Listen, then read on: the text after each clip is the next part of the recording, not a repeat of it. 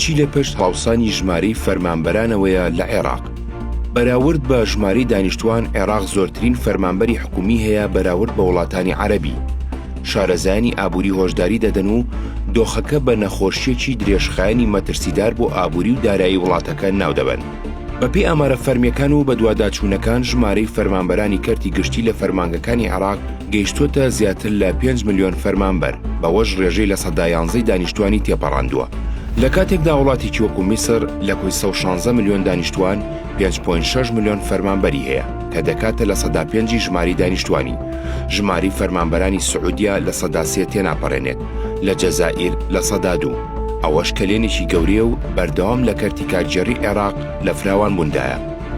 چاودێرانی ئابووری و سیاسی هەڵاوسانی کەرتی حکومی و موچەخۆری لە عێراق دەگەڕێنەوە بۆ ئەوەی کەرتی گشتی و سامانی وڵات وە کارتی سیاسی و کۆمەڵایەتی بۆ کڕینی دەنگ و ئیرادەی خەڵک بەکار دێنرێت پێش ئەوەی بۆ بواری خزمەتگوزاری و ئابووری بەکاربێنرێت.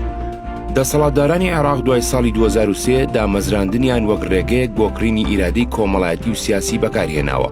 چینێکی بەرفراوانی فەرمانبەران لە بەرژەوەندی سیستمی دەسەڵاتداران بەکارهێنراون.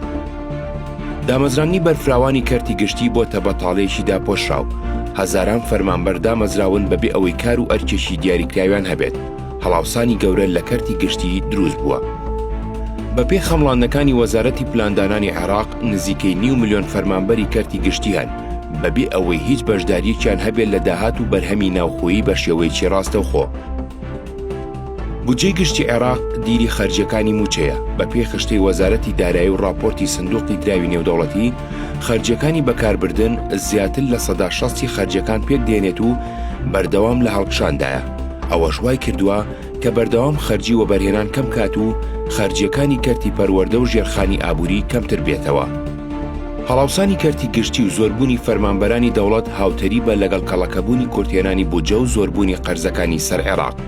بەپێی ئامارەکانی بانکی ناوەندی عێراق کە هەفتەی ڕابردوو عەلی عەلاق پارێزگاری بانکی ناوەندی ڕایگەیاند، قەرزەکانی ناوخۆ و دەرەوە 121 ملیارد دۆلاری تێپەڕاندووە.